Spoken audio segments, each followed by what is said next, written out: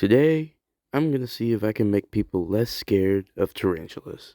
And maybe by the end of this video, we'll appreciate them a little more.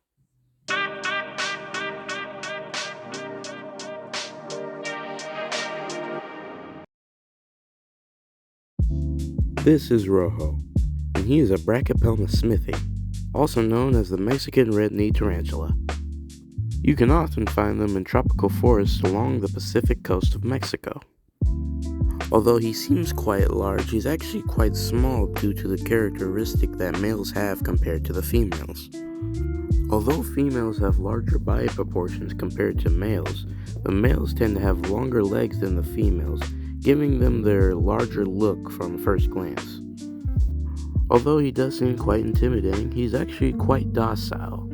At most, he'll just kick hairs at me when he feels threatened, but he's never tried to bite me, and will show fear at anything that's even slightly bigger than him. Now, when it comes to self-defense, as I said earlier, they'll do this special thing where they'll flick hairs off of their backs. These hairs can cause skin irritation, and even occasionally cause rashes. They can also cause breathing problems, but me personally, I've never had problems like that. At most, I'll just feel a little itchy. And yes, although they can bite, I have been told by many breeders that their bites really don't hurt. Like at all. Now, as part of this video, I will be redesigning his enclosure. It's been long overdue for one of those. And I'll be showing you what a basic setup looks like for these guys. Now, when it comes to the species in the pet hobby, most people consider the Mexican red knees as a beginner's spider. I would agree on that, considering they really don't need that much as long as you just give them a little care every once in a while. But at most, they're just something you admire from afar. Or up close if you're like me and like touching every living animal you see. Now, when it comes to enclosure setups for these guys, they do not really need it all that humid. Although I did say they do come from tropical rainforests, they are more of a desert species. So when it comes to humidity, it's something you really shouldn't have to worry about.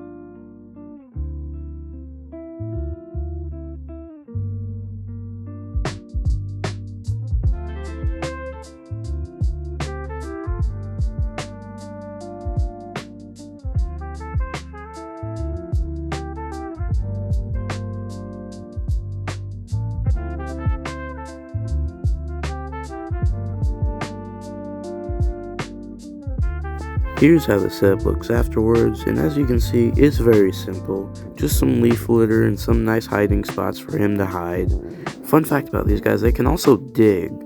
Also make sure you have some kind of a deep substrate so you can have room to dig some more areas. But other than that, it's fairly easy.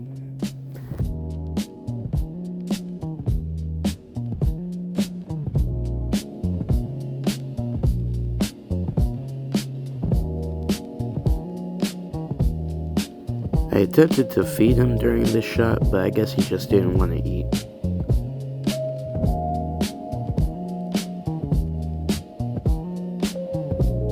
Eventually, I just gave up and left him alone.